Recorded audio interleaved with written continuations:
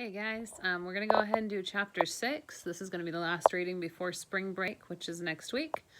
So I want to get this up and get this posted for you as soon as possible. Night by Elie Wiesel, chapter 6. An icy wind blew in violent gusts, but we marched without faltering. The SS made us increase our pace. Faster, you swine, you filthy sons of bitches. Why not? The movement warmed us up a little. The blood flowed more easily in our veins. One felt oneself reviving. Faster, you filthy sons of bitches. We were no longer marching, we were running, like automatons. The SS were running too, their weapons in hand. We looked as though we were fleeing before them. Pitch darkness. Every now and then an explosion in the night. They had orders to fire on anyone who could not keep up. Their fingers on the triggers, they did not deprive themselves of this pleasure. If one of us stopped for a second, a sharp shot finished off another filthy son of a bitch. I was putting one foot in front of the other mechanically. I was dragging with me this skeletal body which weighed so much. If only I could have gotten rid of it. In spite of my efforts not to think about it, I could feel myself as two entities, my body and me. I hated it. I repeated to myself, don't think, don't stop, run. Near me, men were collapsing in the dirty snow. Shots. At my side marched a young Polish lad called Zalman. He had been working in the electrical warehouse at Buna. They had laughed at him because he was always praying or meditating on some problem of the Talmud. It was his way of escaping from reality, of not feeling the blows. He was suddenly seized with a cramp in the stomach. I've got a stomachache, he whispered to me. He could not go on. He had to stop for a moment. I begged him. Wait a bit, Zalman. We should all be stopping soon. We're not going to run like this till the end of the world. But as he ran, he began to undo his buttons, crying, I can't go on any longer. My stomach's bursting. Make an effort, Zalman. Try. I can't, he groaned. His trousers lowered. He let himself sink down. And that is the last picture I have of him. I do not think it can have been the SS who finished him, because no one had noticed. He must have been trampled to death beneath the feet of the thousands of men who followed us. I quickly forgot him. I began to think of myself again. Because of my painful foot, a shudder went through me at each step. A few more yards, I thought. A few more yards, and that will be the end. I shall fall. A spurt of red flame, a shot. Death wrapped itself round me until I was stifled. It stuck to me. I felt that I could touch it. The idea of dying, of no longer being, began to fascinate me. Not to exist any longer, not to feel the horrible pains in my foot, not to feel anything, neither weariness nor cold nor anything. To break the ranks, to let oneself slide to the edge of the road. My father's presence was the only thing that stopped me. He was running at my side, out of breath, at the end of his strength, at his wit's end. I had no right to let myself die. What would he do without me? I was his only support. These thoughts had taken up a brief space of time during which I had gone on running without feeling my throbbing foot, without realizing that I was running, without being conscious that I owned a body galloping there on the road in the midst of so many thousands of others. When I came to myself again, I tried to slacken my pace, but there was no way. A great tidal wave of men came rolling onward and would have crushed me like an ant. I was simply walking in my sleep. I managed to close my eyes and run like that while asleep. Now and then someone would push me violently from behind and I would wake up. The other would shout, run faster. If you don't want to go on, let other people come past. All I had to do was close my eyes for a second to see the whole world passing by, to dream a whole lifetime. An endless road, letting oneself be pushed by the mob, letting oneself be dragged along by a blind destiny. When the SS became tired, they were changed, but no one changed us. Our limbs numb with cold despite the running, our throats parched, famished, breathless, on we went. We were masters of nature, masters of the world. We had forgotten everything. Death, fatigue, our natural needs. Stronger than cold or hunger, stronger than the shots and the desire to die, condemning and wondering, mere numbers, we were the only men on earth. At last the morning star appeared in the gray sky. A trail of indeterminate light showed on the horizon. We were exhausted. We were without strength, without illusions. The commandant announced that we had already covered 42 miles since we left. It was a long time since we had passed beyond the limits of fatigue. Our legs were moving mechanically, in spite of us, without us. We went through a deserted village, not a living soul, not the bark of a dog, houses with gaping windows. A few slipped out of the ranks to try and hide in some deserted building. Still, 1 hour's marching more, and at last came the order to rest. We sank down as one man in the snow. My father shook me. Not here. Get up. A little farther. There's a shed over there. Come on. I had neither the will nor the strength to get up. Nevertheless, I obeyed. It was not a shed, but a big brick factory with caved-in roof, broken windows, walls filthy with soot. It was not easy to get in. Hundreds of prisoners were crowding at the door. We at last succeeded in getting inside. There, too, the snow was thick.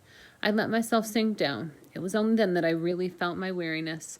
The snow was like a carpet, very gentle, very warm. I fell asleep. I do not know how long I slept, a few moments or an hour. When I woke up, a frozen hand was patting my cheeks. I forced myself to open my eyes. It was my father. How old he had grown since the night before. His body completely twisted, shriveled up into itself. His eyes were petrified, his lips withered, decayed. Everything about him bore witness to extreme exhaustion. His voice was damp with tears and snow. Don't let yourself be overcome by sleep, Eliezer. It's dangerous to fall asleep in the snow. You might sleep for good. Come on, get up. How could I? Get up? How could I? How could I get myself out of this fluffy bed? I could hear what my father said, but it seemed empty of meaning, as though he had only told me to lift up the whole building in my arms.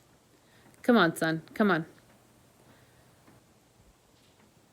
I got up, gritting my teeth, supporting me with his arm. He led me outside. It was far from easy. It was as difficult to go out as to get in. Under our feet were men crushed, trampled underfoot, dying. No one paid any attention. We were outside. The icy wind stung my face. I bit my lips continually to prevent them from freezing. Around me everything was dancing a dance of death. It made my head reel.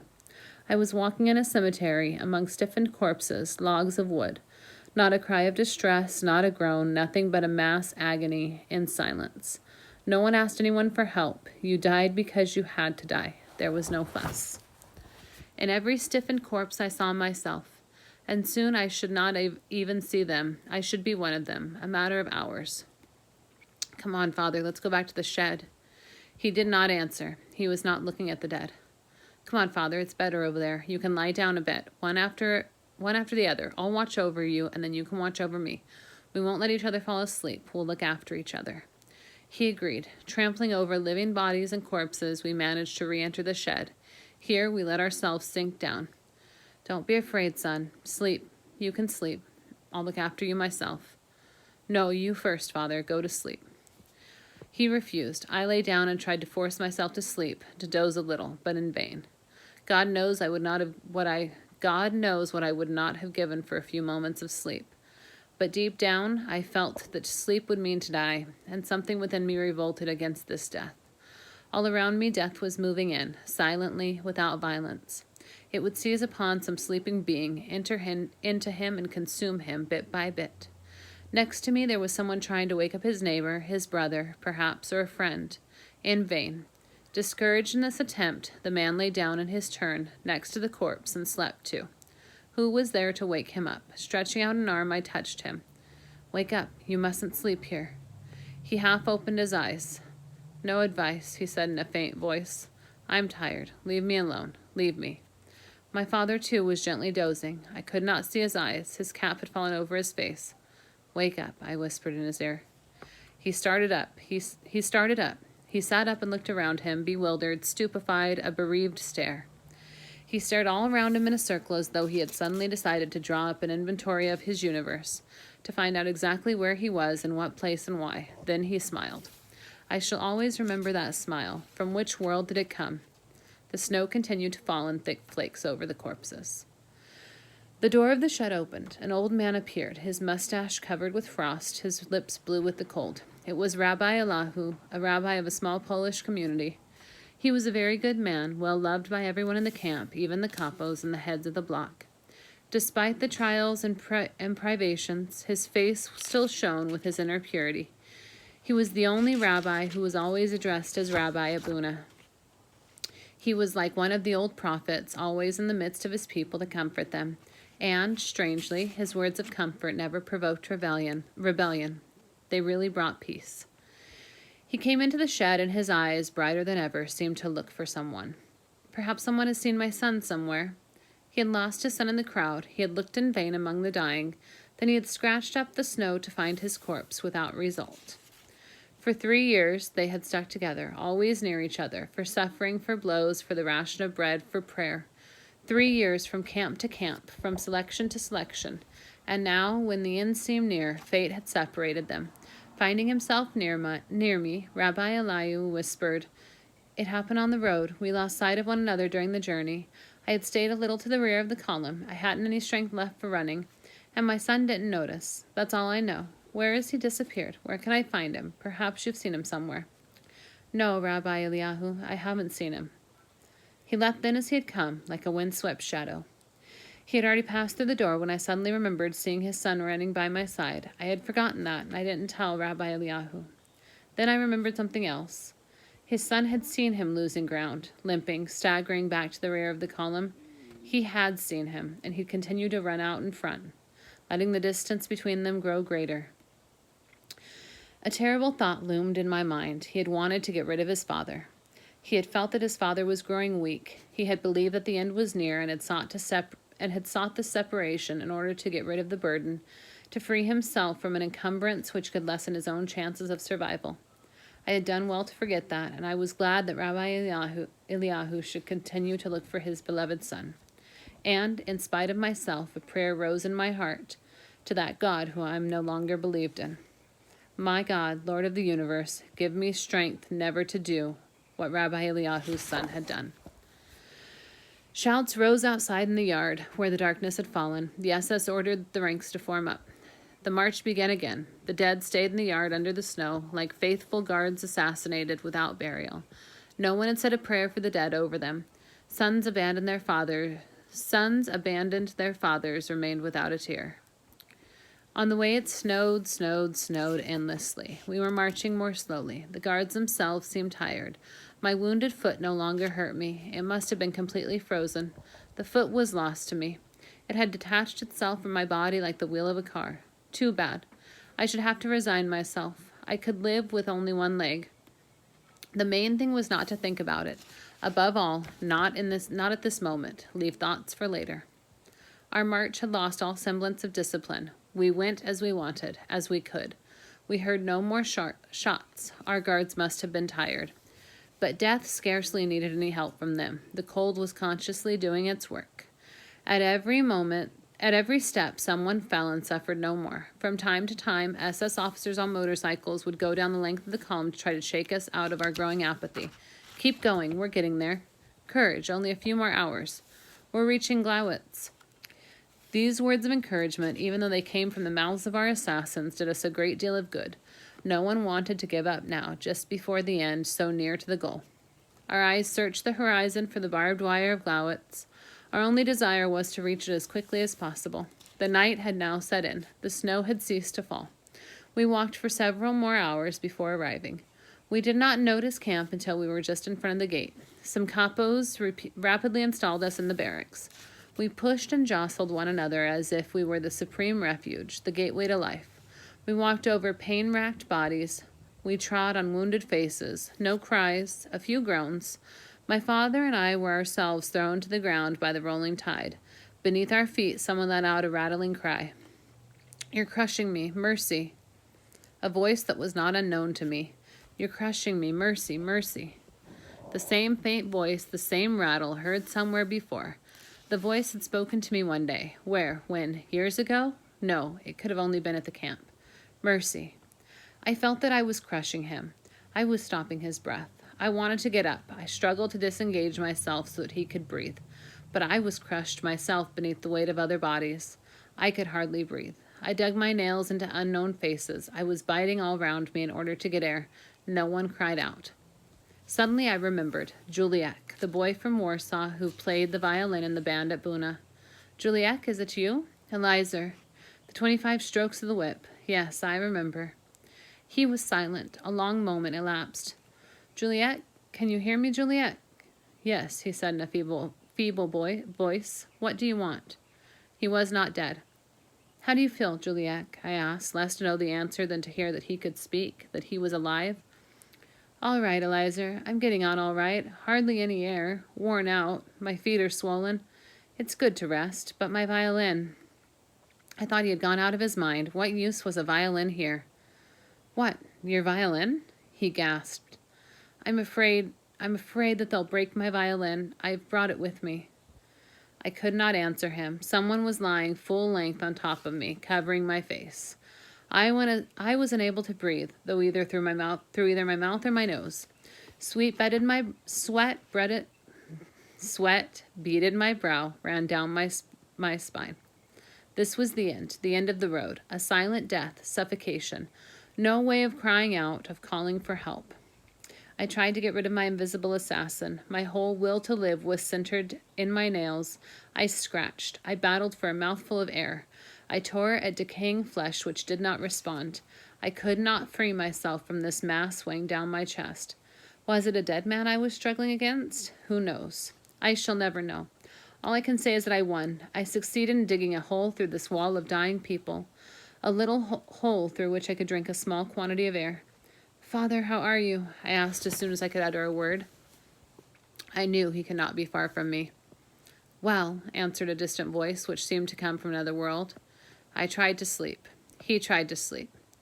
Was he right or wrong? Could one sleep here? Was it not dangerous to allow your vigilance to fail, even for a moment, when at any minute death could pounce upon you? I was thinking of this when I heard the sound of a violin. The sound of a violin in this dark shed, where the dead were heaped on the living. What madman could be playing the violin here at the brink of his own grave? Or was it really a hallucination? It must have been Juliac. He played a fragment from Beethoven's concerto. I never heard sound so pure in such silence. How had he managed to free himself, to draw his body from under mine without my being aware of it? It was pitch dark. I could hear only the violin, and it was as though Juliac's soul were the bow. He was playing his life. The whole of his life was gliding on the strings, his lost hopes, his charred past, his extinguished future. He played as he would never play again. I shall never forget Juliac. How could I forget that concert, given to an audience of dying and dead men? To this day, whenever I hear Beethoven played, my eyes close, and out of the dark rises the sad, pale face of my Polish friend, as he said his farewell on his violin to an audience of dying men. I do not know for how long he played. I was overcome by sleep. When I awoke in the daylight, I could see Juliac opposite me, slumped over, dead. Near him lay his violin, smashed, trampled, a strange, overwhelming little corpse. We stayed at Gleiwitz for 3 days, 3 days without food or drink. We were not allowed to leave the barracks. SS men guarded the door. I was hungry and thirsty. I must have been very thirsty and exhausted, to judge from appearances of others. The bread we had brought from Buna had long since been devoured, and who knew when we would be given another ration? The front was following us. We could hear new gunshots again, very close, but we had neither the strength nor the courage to believe that the Nazis would not have time to evacuate us, and that the Russians would be here soon. We heard that we were going to be deported into the center of Germany. On the 3rd day, at dawn, we were driven out of the barracks. We all threw blankets over our shoulder, like prayer shawls.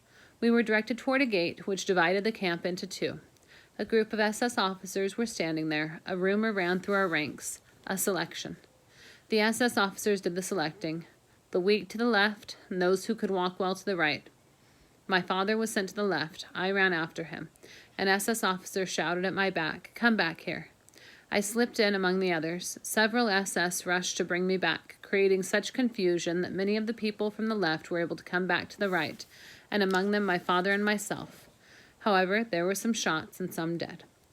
We were all made to leave the camp. After half an hour's marching, we arrived right in the middle of a field divided by rails. We had to wait for the train to arrive. The snow fell thickly. We were forbidden to sit down or even to move. The snow began to form a thick layer over our blankets. They brought us bread, the usual ration. We threw ourselves upon it. Someone had the idea of appeasing his thirst by eating the snow.